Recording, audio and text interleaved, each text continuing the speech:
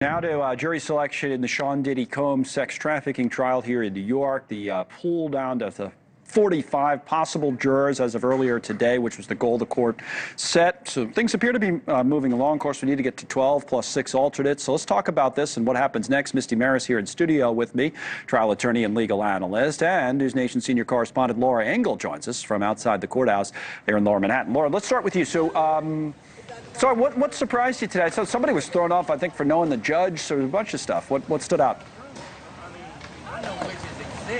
Yeah, so we're 3 days into jury selection, and that is basically what the judge said was going to happen. It would take about 3 days to get to that magic number of 45. Remember, 150 people were summoned to come down here and go through the questionnaire, and I wanted to show you. It's no joke, right? It's pretty lengthy. I just want to show you here how many pages people have to go through. That's not terribly unusual, but pretty detailed jury questionnaire when it comes to their exposure to the case, what they know about the defendant, Sean Combs, if they've had any kind of run-ins with the law within themselves or with their family, and any exposure to any kind of sexual assault throughout their lives, obviously things that matter in this case.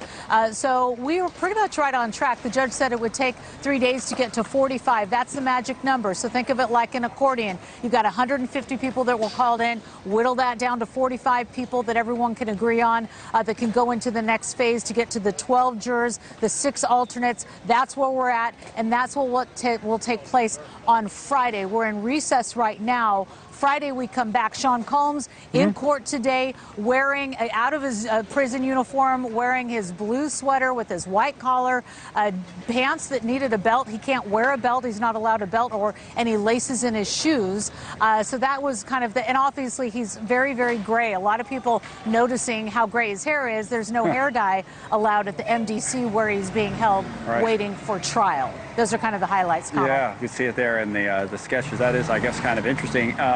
All right, Misty, so you pick these jurors. So the one thing I mentioned that, somebody knew the judge. Okay, you're out. That right, easy. We've been calling this other person who don't know the names kind of HBO lady because HBO made a documentary about this. Now, let me put this up. This employee of HBO was kept around for a while, but eventually she was excused as well.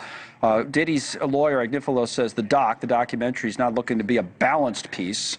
The ad material sort of speaks for itself. It paints my client in a negative light, almost like a monster, though she says she does not work for that department. Company pays her salary. So the judge says we didn't ask her if her salary was tied to what goes out to HBO. However, the end, he's, with Agnifilo, and they excused her. What did you make of that? Yeah, I'm not surprised to see her go. I thought that would be somebody that the defense would try and get rid of eventually. The name of the documentary is The Fall of Diddy. Right. And during voir dire, she had said that she didn't really have anything to do with it. She just talked about it at the water cooler with her colleagues. So she made it onto this phase. But this is where all these people that we've seen eliminated are for cause. The judge and the parties decide that they cannot go into that courtroom without bias. Somebody like that was a bit on the fence. The judge says she's qualified, but you can still make those arguments, and that's what you saw the defense do today to get her out of that pool of 45. Makes sense. Makes sense. Now, Laura, let me go back to you with the juror 281, which I thought was an interesting example. I'll read it first, and you tell me what we're seeing from these different types of jurors. But juror 281 proceeds in jury selection. This is a middle-aged black woman who teaches school here in Manhattan, okay?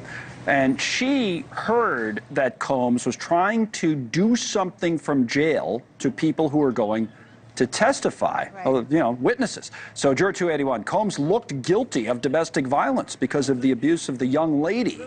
I guess Cassie's what she's talking about. She has experience talking to victims. Her mom was a victim of domestic violence. Also knows people can outright lie. Juror says, unless there's evidence, I'm not going to just believe them, meaning the victim. So a lot of kind of interesting back and forth from this. What would you say about the pool overall, this person in particular? She was very interesting to many people inside of the court because she was very open. I mean, these questionnaires not only are lengthy in the written form, but the back and forth exchange that's happening inside of the courtroom. And this discussion with juror number 281, as you mentioned, she was talking about, she said, look, I'm not from New York, I'm actually from the South, and I know what it's like to catch a case. And what she referred to that is this language that she says is used in the South, saying she knows when people lie to say that somebody did something when they didn't. didn't. And she is aware of things that happen like that. And they actually are going to keep her on to go into that next phase of jury selection. So that was, something that was interesting and perked everyone's ears as we move forward with her as one of the potential jurors in this case. This has been largely a lot of people from the suburbs that were chosen over the last 2 days. But today, that demographic kind of started to change a little bit, where we saw more people of color that were put into this jury pool as we move forward. Again, whittling down from 45, the magic number today, to 12 and 6. That's interesting. Yeah, it's in New York City. It's a federal case, so you have people outside of the city limits. Like, Misty, what about that juror that we were just talking about, 281? Would that be a good?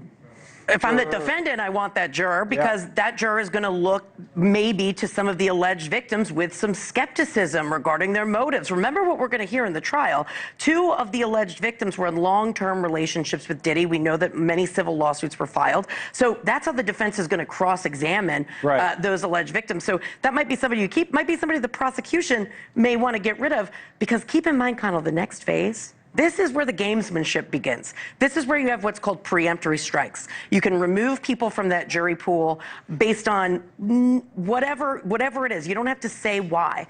And that's where you're going to see the defense and prosecution assess. And this is the inside T, they call it. You want to know who the leaders and the followers are. You're going to look at all these jurors and say, who's going to command the room? And who's going to kind of go with the flow? And then you're going to make your best guess based on voir dire, the questionnaire that Laura just talked about, the responses to those voir dire questions, the internet searches that have been done, deep dives on these jurors, their profiles, to decide who's going to like my case a little bit more. And you know who I want? The leaders. I want the leaders to be the ones that I think are going to be in that room and say, I don't know, why don't we look at this, look at that, and have a little bit more, I think they're going to think of my case or like my case a bit more. That's interesting, as opposed to the followers. All right, final point on this, because the domestic violence, Laura, as you were saying, has come up, your own personal history with it if you're in the jury pool so much. So Lisa Bloom, who represents in civil cases some of the alleged victims of Sean Combs, was on Banfield last night and said this. Take a listen.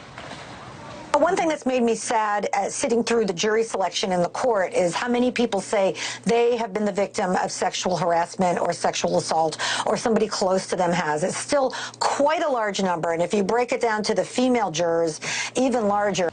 It was right, Laura, that came up with a lot of individuals that, I know someone, or I myself have been a victim.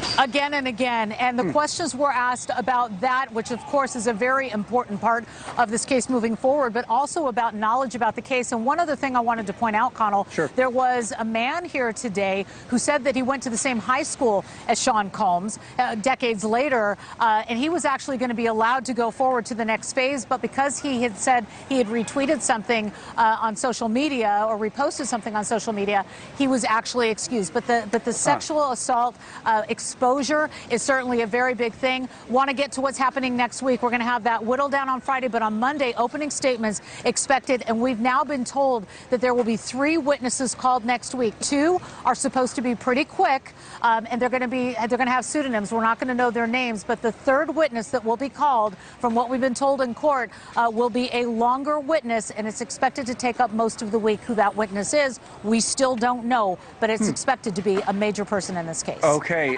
Laura and Misty, thank you both. We'll keep covering it as it continues. University.